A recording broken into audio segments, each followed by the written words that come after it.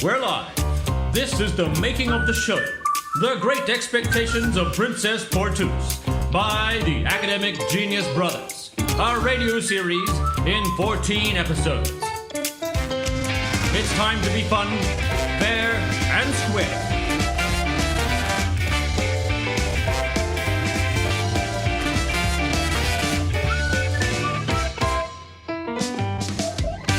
Episode 1. The Wacky Intellectuals. Saturday, 10 a.m. Jesse's home. It's time for the Genius Brothers to reunite for their first rehearsal in months. They've been dreaming of this moment. They talk about it. They have a kind of warm-up. For some unknown reason, they're going to play The Wacky Intellectuals. It won't be long before Jesse and Paul will try everything to persuade Wuz to finish a scene contrary to his expectations. And for him, that is terrible. Excuse me, guy, I'm late. They were in my garden. Ça va? Ça va bien, je suis content comme un petit oiseau qui whistle dans le matin. Me too, je suis rassasié. Ho ho! You know how to speak French. You had this from me. I like to play hide and seek. Nous sommes comme des rascals petites, oui, tu comprends? C'est toi, c'est va bien chez vous, dis-moi. Oh, I'm a total loser. Last night I could not sleep. I have an idea running through my head. Same for me. I woke up several times. I ended up falling asleep with 2 or 3 ideas. It's crazy. We're like some plug and play device. I slept really well, but I dreamt that we played on stage and we laughed. Oh, we laughed. We laughed like fools. But the audience not at all. C'est dingue. I have an idea for a sketch a bit like that. For me, it's completely the opposite. The audience was laughing and we not at all. My idea became like this exactly. We are freaking out and we are becoming more and more parano. We are totally flipped and we don't know why. That's good. It creates suspense. As if we were lost in a city, in total chaos. Exactly, Jesse. The best in this entry is to play it genre contemporary theater. No text. We occupy the space. Sometimes we freeze. The face completely zoof, lost. And we exchange some stuff, psychosomatic at a rupee. God damn terrific! And then, of the sudden, paf! We laugh stupidly, still crazy stuff, do you see? I suppose that the public at that moment will feel a metaphysical contradiction not subject to an inherent dialectic. It's possible. Nonetheless, the intrinsic distancing of the meaningful content of this moment will suggest to the public a crypto-melancholic humor. Of course, it is that the idea. Our public had never experienced a moment like that.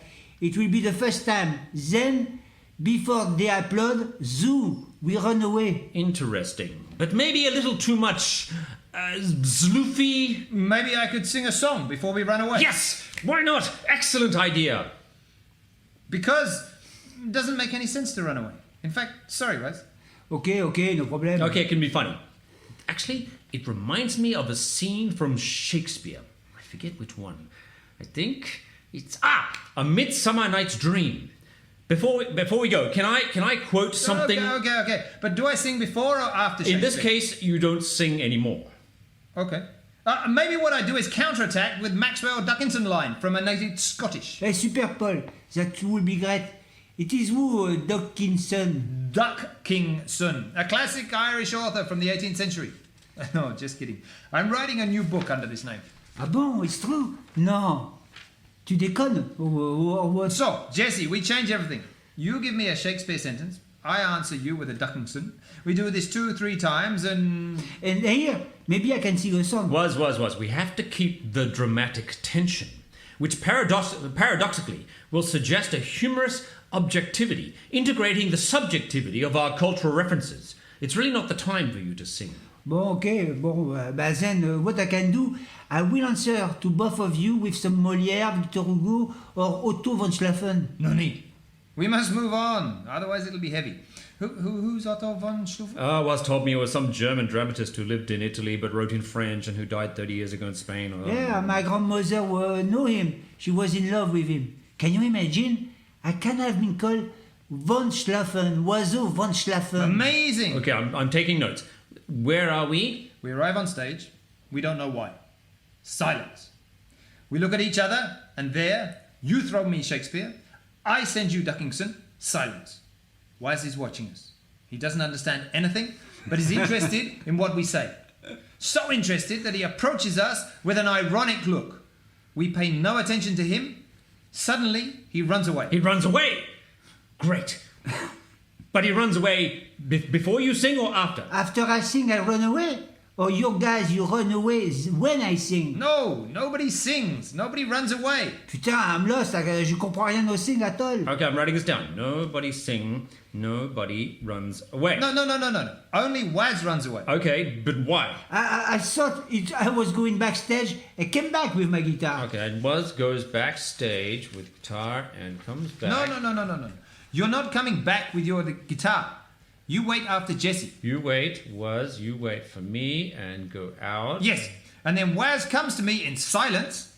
He looks at me a little angry and then goes back running immediately. Then I come back happy. I improvise with Paul, blah blah blah blah blah blah blah blah blah blah blah. But alors, guys, if I understand correctly, I stay backstage practically all the time. This is the main idea of objective humor was. The philosophical interest of this sketch is that you stand out by virtue of your absence. Exactly what the naked Scottish to the English in my book. He always disappears. Oh la vache, super. There are plenty of cultural references in this sketch. It's great. Good job, guys. Good job, guys. Right. Great. Hey, how do we end? There's no end. It lasts for hours. Worse than that, it lasts for 3 days. What?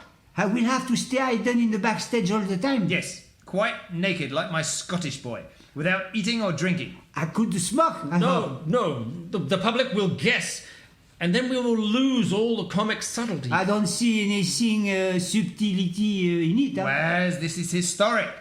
You have to sacrifice yourself for the future generation. Paul's right. Only you can do it. Okay. Bon, alors, so I die naked in a storeroom, all alone, sans grogner, invisible et in secret. No. After 3 days, everyone will ask, where's the naked man? We want to see him. And there, risen like Jesus, you come out of the storeroom naked. And everyone runs away. And so do we. Excellent. I like this kind of loose-stick humor. Thanks, Waz. It must not be easy to die and then come back to life. Yeah, thanks, Wes. Beaucoup de merci pour toi. Guys, sympa. You know what? You are truly too much, huh? The end. This concludes our first radio episode, The Wacky Intellectuals of the Making of the Genius Brothers Show. It was time to be fun, fair, and square. See you next week for the second exciting episode, setting up of Princess Portus. All the love in the world, AGBS. This is the work of a Frenchman. Any resemblance to actual English grammar, Shakespearean or otherwise, is purely coincidental. The Anglo-Saxon actors in this production take no responsibility for the structure of their dialogue or word choice.